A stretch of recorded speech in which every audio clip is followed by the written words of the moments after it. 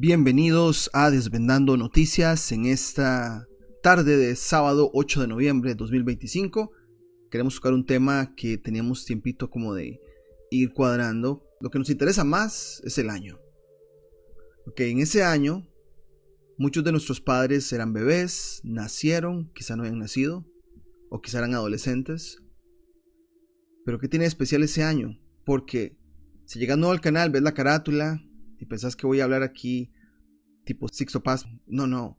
Vamos a analizar el fenómeno a nivel de mediación de la prensa, ¿no? Que hay cosas ahí que hay que ver por qué se escoge este año, por qué sucede este año, ¿no? Hice un compilado de fechas y me lleva a que la cúspide de avistamientos, Roswell viene siendo como parte del camino 11 años atrás, que es el que más se conoce, pero los avistamientos empiezan a aparecer poco a poco, y hay un clímax en 1957 del que vamos a hablar, y por ejemplo nos pone a pensar de que de alguna manera lo planearon así porque cae en un máximo solar.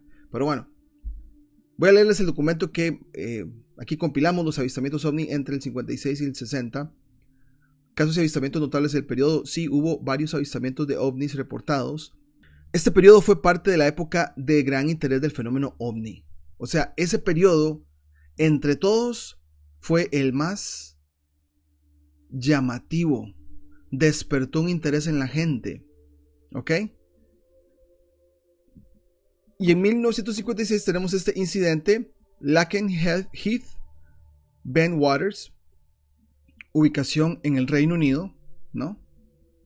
Involucró una serie de detecciones de radar y avistamientos visuales en las bases de la Fuerza Aérea de los Estados Unidos y la Real Fuerza Aérea, que me imagino que es la de Inglaterra.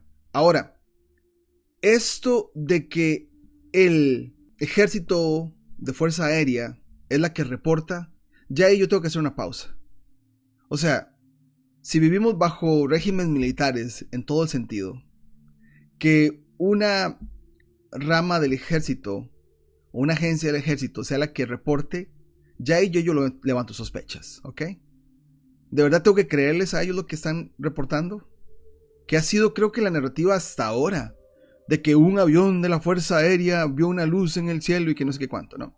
Pero bueno, operadores de radar detectaron múltiples objetos moviéndose de manera errática a velocidades estimadas como increíblemente altas. Un piloto de la RAF fue enviado a interceptar y también informó haber visto una luz blanca brillante que desapareció rápidamente. Entonces, una de las cosas que voy a proponer al final es que tiene que ver con las luces. ¿Luces en el cielo? Ok. Seguimos, 1958. Isla Trinidad, Brasil, Atlántico. Reportado por varios miembros de la tripulación de un buque de Marina de Brasil. Marina es el ejército brasileño. Otra vez, que llegue un ejército a mí contarme algo, ¿debo creerle al 100%? Quienes afirmaron haber visto y fotografiado un objeto con forma de platillo. Ah, caray. Aunque el fotógrafo admitió años después que las fotos eran un engaño. Ahí está. Si en el momento fue como wow, ¿no? Y ya después, fue un montaje que hicimos, ¿no? El incidente generó una gran controversia y una investigación oficial de la Marina en su momento. A mí me suena hasta cierto punto, si viene del ejército, que la narrativa OVNI podría incluso ser hasta una cortina de humo, mientras ellos hacen otro tipo de investigaciones, que yo sí sé, presiento, me inclino a creer que los ejércitos, los militares, están para sondear terreno, sondear el océano y reportar a los gobiernos. Entonces, si tenés a la gente distraída con el tema OVNI, qué mejor oportunidad de hacer otro tipo de investigaciones mientras la gente ni se está fijando que ellos están haciendo ese tipo de análisis. Por lo menos me inclino a pensar de ese tipo, de que mientras todos están distraídos, por la puerta de atrás ellos están haciendo otro tipo de agendas, ¿no? Donde la atención está, ahí no es. Ese es como mi mantra de muchas cosas, ¿no? Contexto histórico y cobertura mediática. La década de los 50 y principios del 60 fue un momento clave en la historia de la ufología. No existía esa ciencia. antes, pero se fue creando poco a poco, ¿no? Muchos de los avistamientos fueron investigados por proyectos gubernamentales y la prensa mundial cubrió el fenómeno activamente. Porque tenían hambre, ¿verdad? Oscuridad. Entonces vean, prensa y ejército. ¿Qué mejor combinación? Por ahí hay una canción de Ataque 77, una banda que me encantaba de Argentina. Tiene una canción excelente que se llama El Cuarto Poder. Porque ya ven que nos hablan de tres poderes, ¿no? El ejecutivo, el legislativo y el judicial. El cuarto poder viene siendo la prensa. Entonces, ¿qué mejor combinación de militarismo con prensa para darle a la gente una narrativa, ¿no? Proyecto Libro Azul. Suena como el libro de Facebook, tal vez. Bueno, muchos avistamientos de la época fueron investigados por proyectos gubernamentales como el Proyecto Libro Azul, Project Blue Book, de la Fuerza Aérea de Estados Unidos, operativo hasta 1969. El objetivo del proyecto era investigar si los ovnis eran una amenaza y explicar o desmentir los avistamientos públicamente. La prensa informaba frecuentemente sobre sus conclusiones, lo que mantenía el fenómeno en el ojo público. Entonces sale el ejército estadounidense que su misión era ir a desmentir, a ver si estas luces eran una amenaza o no. O sea, esa es la narrativa que se le vendió a la gente. La prensa antigua, periódicos estadounidenses, ingleses y latinoamericanos cubrieron activamente el fenómeno. O sea, hicieron lo que hacen las redes sociales hoy en día con el Atlas. Ellas se encargaron de artículo por acá, sobrecargar a la gente con esa información. Y claro, el consciente colectivo se carga de las lucecitas, de los avistamientos, de posibles entidades, etcétera, etcétera, etcétera. Exactamente a Ariel, efecto de distracción. A menudo con un tono que iba desde la fascinación hasta la alarma. O sea, esto es casi que lo que están haciendo con el Atlas a nivel de redes sociales. Reportes clave. La prensa documentó casos como el de Lakenheath Bentwater, citando documentos del Proyecto Libro Azul, y también cubrió oleadas de México, Chile y otros países. En fin, o sea, vos sos de esa época, el 58, 57, ¿no? Lees del periódico, ¿cómo haces para corroborar esa información? O sea, tenés que creerte lo que estás leyendo en el diario, en el periódico, ¿no? Explicaciones alternativas. Una parte de los avistamientos, especialmente cerca del 60, se atribuyó a la rápida expansión y prueba de aeronaves experimentales clasificadas como el avión espía U-2, que eso sí podría ser, ¿no? Mientras la gente piensa que son seres de otros mundos, esta gente está probando tecnología de punta, ¿no?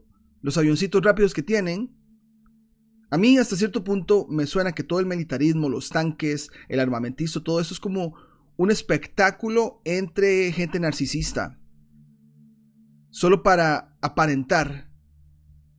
Pero realmente son máquinas que no sirven para nada, en el sentido de que no te van a hacer creer que son para defensa y aquí y allá.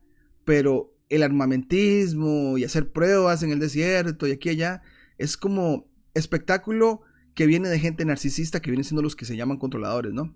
Bueno, que personas sin el conocimiento adecuado podrían haber confundido con tecnología extraterrestre. Claro, ves un avión pasando a alta velocidad así por tu casa, ¡shum!, te quedas así, y con la información dada, ¿qué vas a pensar? De que es un ovni, ¿no?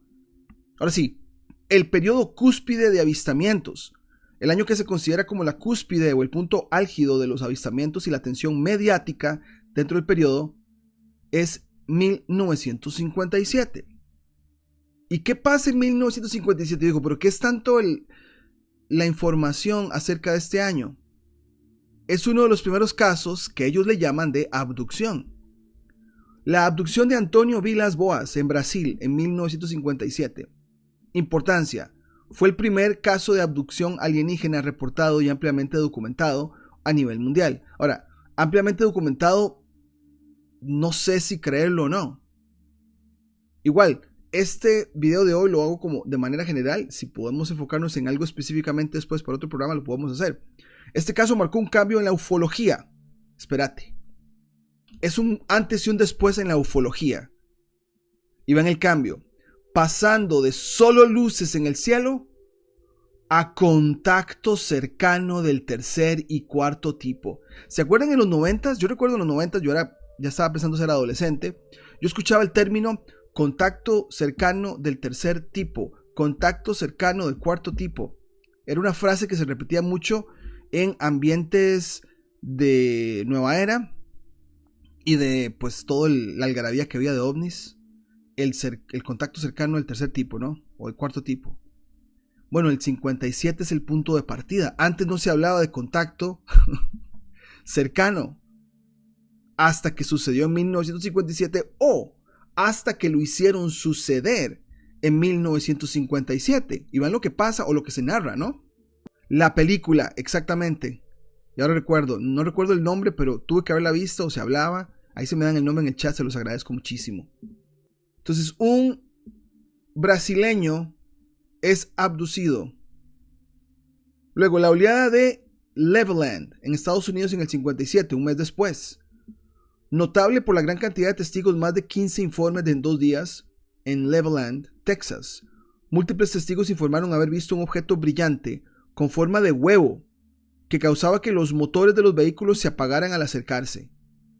Entonces, estos dos objetos o eventos de máximo, entre comillas, acercamiento, hace que la narrativa de la ufología haga este giro o este punto de doble para entonces ahora hablarnos de contactos. Ahora, yo pregunto, ¿por qué en el 57? Y ahorita entro en detalles, ¿por qué el 57? El año 1957 fue un punto de inflexión crucial en la ufología porque el tipo de eventos reportados pasó de ser principalmente un fenómeno aéreo a un fenómeno de contacto físico e interacción biológica. Entonces, para que presten atención, sí, se habla de Roswell, de otras cosas en el pasado, que incluso yo podría decir de la bendita Área 51, lo que sea, pero en el 57 dejaron de ser luces y ahora se convirtió en contacto de ese ser con el humano, ¿no? Antes del 57, la mayoría de los informes de ovnis eran clasificados como encuentros cercanos del primer tipo, que es que le van a aumentar más y más y más a como nos vayamos, ¿no? Avistamiento a menos de 150 metros. O sea, ¿cómo sacan esos cálculos?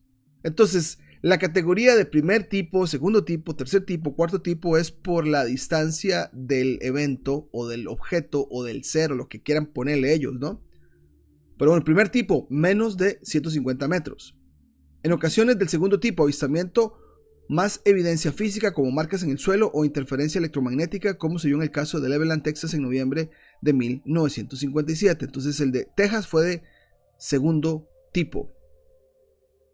La interpretación predominante, o sea, en el momento, todo lo que se compartía en prensa y lo que se hablaba, esa era la interpretación predominante del momento. Fenómenos atmosféricos inusuales. Tecnología militar secreta.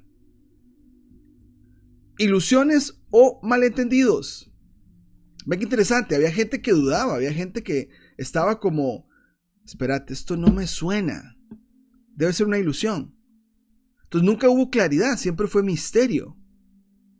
Y los que controlan la información creaban un tipo de narrativa que pues iba calando en las mentes de la gente, ¿no? ¿Y cómo hacías vos para corroborar esta información? Tremendo, Carmen Domínguez, gracias por el reporte, voy a leerte. Yo nací en el 56 y me tragué todas las historias de extraterrestres y otras vainas de los 60, 70 y parte de los 80. Claro, porque a partir del 57 es donde empezamos a ver más oleadas, ¿no? Con más detalles, con más invenciones, con más fantasía, etcétera, etcétera, etcétera. Tremendo, tremendo dato ese, Carmen, gracias por compartirlo. La irrupción del contacto cercano. El cambio se consolidó con la difusión de informes que incluían el contacto con entidades biológicas. Ya, ahora sí. Ya entonces podían darte, entre comillas, pruebas o evidencias de que era un ente biológico. La clave fue el famoso caso de Antonio Vilas Boas en Brasil, ocurrido en el octubre de 1957, que lo mencionamos anteriormente. Este caso, considerado uno de los primeros reportados detallados y ampliamente difundidos de su tipo, introdujo los conceptos de, leamos, encuentro cercano del tercer tipo. CE3 implica la observación de ocupantes o entidades biológicas extraterrestres dentro o fuera del ovni. Vilas Boas describió humanoides que lo abordaban. Yo he hablado acá de hipnotismo. Había leído de un artículo donde se reconoce que a los astronautas se les hipnotiza. Y si ustedes se ponen a pensar en hipnotizados, Ahí puedes poner incluso control mental, cualquier otro método de dejarte en blanco, hacer que hagas cosas que no te vas a recordar después. Por ejemplo, yo recuerdo ver muchos tag shows donde se trae un hipnotizador. Ustedes probablemente se acuerdan, ¿no? El hipnotizador pide que hayan voluntarios. Los voluntarios, ok, acceden a hacer el experimento. El hipnotizador los hipnotiza. Después les pide que haga cosas muy absurdas como brincar, saltar, acostarse, abrazar, tirarse al suelo, ¿no? Levantar el pie de una manera cómica, ¿no? Y todo esto está siendo grabado. Luego los despierta y cuando les muestran el video a ellos de lo que hicieron, ellos no tienen recuerdo de lo que hicieron de manera física, ¿no? Entonces, si eso yo lo puedo hacer hipnotizando a alguien, vos puedes agarrar a cualquier persona y que haga algo parecido, ¿no? Y grabarlo. Y después tirar el video como que es liqueado, ¿no? En fin. Entonces, en fin, aquí te están hablando de entidades biológicas, de humanoides, etc. Encuentro cercano al cuarto tipo, también conocido como abducción o secuestro. Entonces, el tercer tipo es que se salen de la nave muy cerca de vos. El cuarto tipo es que te abducen. Villas-Boas afirmó haber sido llevado a bordo de la nave y sometido a exámenes físicos por los seres. Entonces, ven, después del 57 es que nace esto de los cuartos y tercer tipos de contactos. Antes no se hablaba de eso. Entonces es un punto de inflexión. Ese año es un punto de inflexión que a mí me interesa muchísimo. Ya les digo cómo soporto esto con otro tipo de cosas que estaban pasando en el momento de ese año o cercano a ese año. ¿Cómo cambió esto la interpretación? De objeto a ser inteligente. Ah, caray. La ufología se vio forzada. ¿Se vio forzada? A considerar que los ovnis no eran solo máquinas o luces, sino vehículos tripulados por seres con una inteligencia y agenda, como lo que están diciendo hoy en día del bendito objeto Atlas, ¿no es cierto? La observación a trauma. De observación a trauma. La narrativa pasó de la curiosidad y el miedo por algo visto en el cielo a una experiencia íntima. Física. A menudo traumática que involucra el cuerpo y la memoria del testigo. ¿O qué tal si logran hacer un proceso en el que en la memoria tenés un recuerdo muy, digamos que vago, no claro, de algo hecho como si fuera teatro? Que te meten a una cápsula, que te supuestamente parece como en las películas, ¿no? Que pareciera que estás acostado en una cama, un cuarto blanco, los seres están alrededor tuyo, en fin. Y después cuando contás la historia, es que no lo tengo muy claro, parece que era un cuarto blanco, aquí y allá, todo eso, ¿no? Fundamento de las clasificaciones.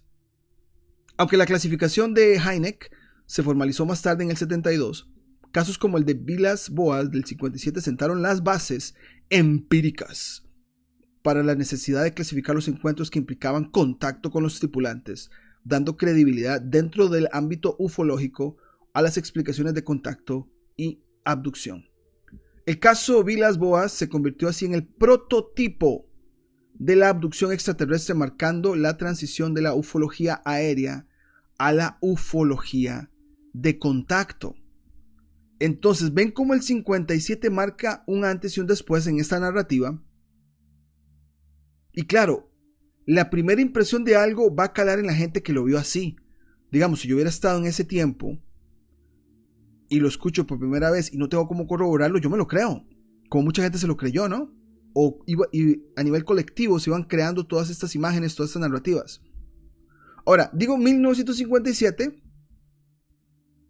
antes de saltar a la parte que quiero hablar de ese año, me encontré este artículo de una exposición en México en la UNAM, que es como un timeline, una línea del tiempo de fotografías. Entonces vean aquí esta que muestran.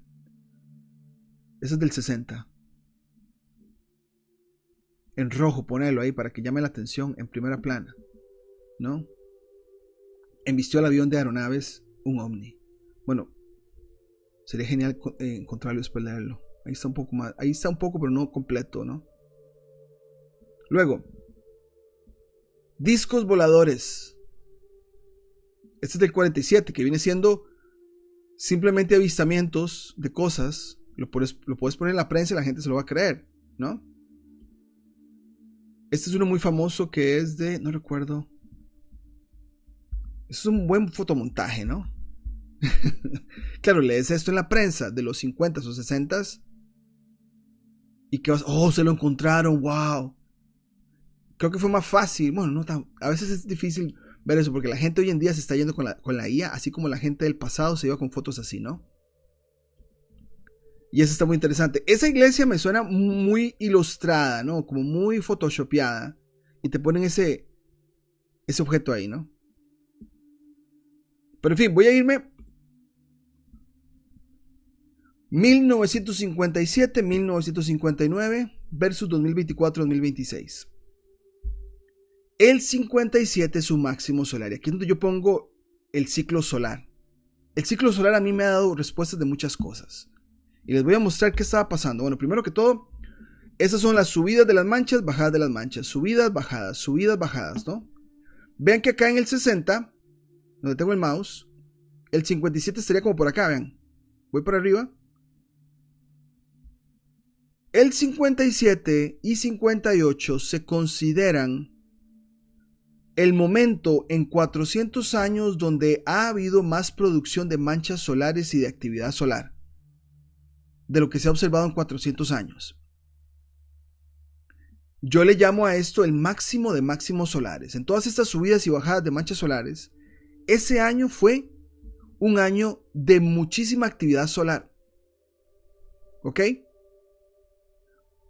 Lo que me hace a mí pensar, bueno, ¿qué tal si durante máximos solares después de ahí vuelvo con ¿qué será? La analogía del embudo? Si la gente reporta una lucecita por acá, un avistamiento por acá, lo que sea, pero cuando llegamos a máximo solar, la narrativa ovni se hace más intensa. Luego, mínimo solar baja. El máximo solar se vuelve más intensa. Y después baja. Yo tengo una experiencia, ven acá, en el 2000, vean que está aquí 2000, pero la anterior es esta, la 22. El 90, como el 91 está acá. En el 91, del 89 al 91, hubo un máximo solar que está acá. Este de acá donde tengo el mouse. Cerca aquí donde dice el 22, para arriba. Yo tenía 9 años, 10 años por ahí. Yo era como todos esos niños que jugaban fútbol en la calle. Poníamos 2 botellitas de marco. Cuando pasaba un carro deteníamos la actividad y cuando el carro se retiraba volvíamos a jugar. Algunos de ustedes probablemente tuvo que haber hecho eso de niño. Yo lo hice muchas veces. Recuerdo que en una de esas tardes, ya noche, porque incluso llegaba la noche, pero el poste de luz nos daba luz y le seguíamos jugando. Recuerdo que una noche, en este máximo solar, la narrativa ovni estaba muy fuerte y ya pues hago conexiones. Mira, como que en máximo solar esto entra en el embudo y se vuelve más intenso.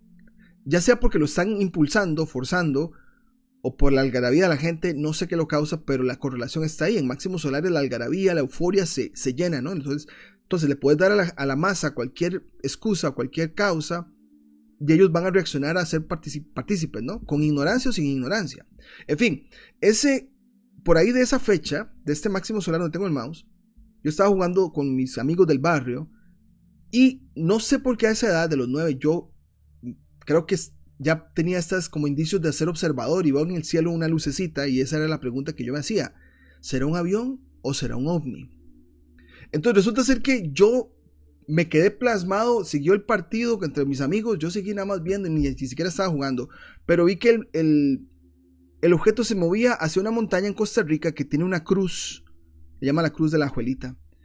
Y después de esa montaña ya uno no ve más para allá. Entonces yo vi que el objeto pasa cerca de la cruz, se esconde en la montaña y después hay una explosión como fosforescente, como de neón, sin sonido. Y después de esa explosión se fue la electricidad en el barrio.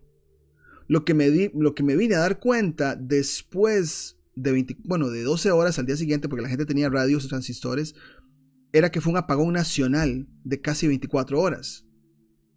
Entonces quedó la incógnita ahí. Entonces, ¿qué hago yo? Porque yo he hablado de los apagones anómalos. Yo no sé si hay un fenómeno atmosférico más intenso durante máximos solares, porque para mí la electricidad también puede ser como si fuera un río en el cielo, ¿no? Y las compañías eléctricas se pegan ahí como si fuera un enchufe y después te la venden.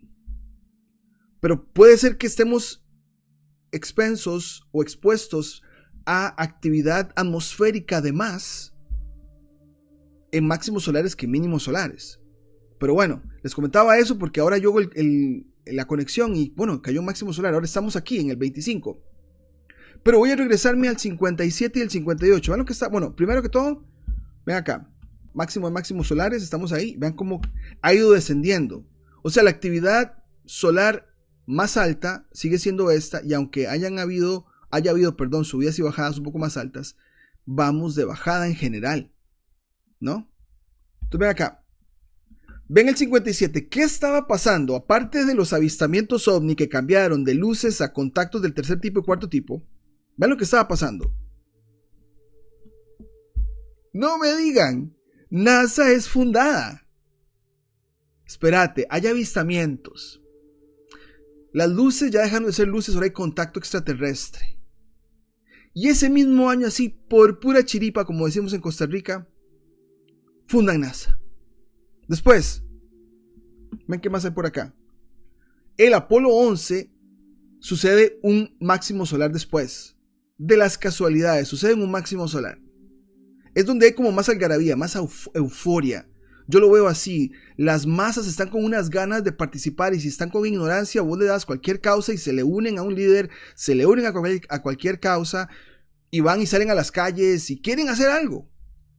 En mínimo solar es diferente. En mínimo solar están más calmados, les vale la política, no les interesan muchas cosas, ¿no? Pero les das una razón científica y abrazan la ciencia, entre comillas, en fin, todo eso. Pero ven lo que está pasando. Bueno, yo estaba hablando de la primera expedición de Byrd. Un momento que él escribe una carta, pero también pasan en máximos solares. Pero ven acá. Cerca de ese año, ¿qué pasa en Antártica? La firma del Tratado Antártico. Y siempre se me hizo muy interesante. Esa primera firma lo hacen 12 países. O sea, ¿qué más astrológico se pudo haber hecho, no? ¿Por qué no 11? ¿Por qué no 13? ¿Por qué no 6? No, 12 países firman. Después obviamente invitan a otros. Ese máximo solar tenemos esto. Ahora estamos hablando de Gaza, pero realmente inicia ahí, en ese máximo solar. Vean todo el tumulto, toda la algarabía, toda la euforia que estaba pasando en ese momento. El año geofísico internacional, que es el 57. ¿Qué fue el año geofísico internacional? Supuestamente los grandes amigos geopolíticos estaban en guerra fría, ¿se acuerdan? Pero para el año geofísico todas las potencias grandes dijeron, mira, ¿por qué no mandamos a todos nuestros científicos juntos en una misión, en una expedición antártica? Y los tuvieron ahí por año y medio. En donde hemos escuchado, yo nunca he escuchado ningún congreso científico, o sea, el congreso tal vez una semana o 2 semanas de más, pero año y medio. Bueno, eso sucedió en el 57 y 58. Por año y medio, Rusia, Estados Unidos y otros países grandes mandaron a sus científicos como grandes amigos, juntitos. Vayan, colaboren, envíennos información de lo que ustedes encuentran. Entonces yo siento que estaba pasando algo atmosféricamente. Había mucho interés a nivel de diferentes ciencias en este preciso momento, no en otros años, en ese año. Y en este año 57 es donde sucede el cambio de lucecitas en el cielo a encuentros del tercer y cuarto tipo. Claro, la algarabía de la gente tuvo que haber estado a tope. Fundación de NASA ahí. Y no se nos olvide al señor Castro y a Cuba. Ven todo lo que estaba pasando junto. Muchas de estas fueron quizá distracciones, así como lo es el Atlas hoy en día, así como lo es Ucrania, así como lo es lo que está pasando en el Medio Oriente. Y por detrás de escena, posiblemente están haciendo agendas que el ilusionista no quiere que veas. El ilusionista te va a mantener distraído con la ilusión, ¿no? El truco, y toda la gente viendo el truco, ¡wow! Mientras detrás de escena se están haciendo movimientos que probablemente son los más importantes y nadie está prestando atención. Por eso a mí me resuena mucho que donde quieren que pongas tu atención, ahí no va a ser. Es probablemente en otro lado. Y si esto yo lo veo cíclico y reiterativo y repetitivo, probablemente estamos lidiando con oscilaciones donde agendas intensas se aplican en máximos solares y otro tipo de agendas en mínimos. Pero este tipo de agendas llama a la masa, llama a la gente respondiendo, ¿no? Llama a que la gente se llene de ansias, le des una razón para que piense, ¿no? En nuestro caso se vuelva más conspiranoica que antes. No digo que eso está mal, pero muchas de las conspiraciones parecieran, en mi opinión, a veces que son operaciones psicológicas. Vos soltás una información o sueltan una información y la gente se lo cree, como está pasando con el Atlas en este momento. Un ejemplo muy claro, ¿no? Y después que comparten videos, que algún video se libera, se filtra, en fin, entonces la gente empieza a hablar y sin conocimiento la gente empieza a crear teorías que no tienen fundamento por ningún lado. Pero bueno, ven lo que estaba pasando en el 57, lo que entonces confirma estos avistamientos. Y esto de Brasil sería bueno indagarlo más, lo de este señor, a ver qué tanto se puede desmentir. La abducción de Antonio Vilas Boas, porque pasó de ser luz a contacto del ser con el humano. Entonces ya había algarabía de gente por todo. Agregarle una más y la gente, sí. Muy fácil meterle a la gente diferentes distracciones en un máximo solar para que creen que están haciendo algo y son partícipes, que en mínimos, según la teoría de Alexander Chizevsky. Me parece que es un buen programa de punto de partida y saber que alguien estaba impulsando algo para que la gente reaccionara y lo lograron, porque estamos en el año 2025 y la imagen colectiva de ovnis, de seres, de alienígenas sigue ahí, y con la IA, vos le haces creer a la gente lo que sea y ya no hay necesidad del Blue Beam. Ya ven que hablan del Blue Beam, yo la verdad que no me lo creo, porque ¿para qué ocupas gastar un montón de recursos de proyectar cosas en el cielo cuando ya la gente con un teléfono la estás engañando? Le estás haciendo creer que hay aquí, que hay allá, ¿no? En fin, muchísimas gracias. Si llegaste al canal hoy y viste este video y de repente te resonó lo que hablamos, no olvides darle like, suscribirte, tenemos nuestra campanita para notificaciones, también tenemos nuestro botón unirse para aquellos que nos quieran apoyar como miembros, pero por ahora sería todo y nos vemos en la próxima.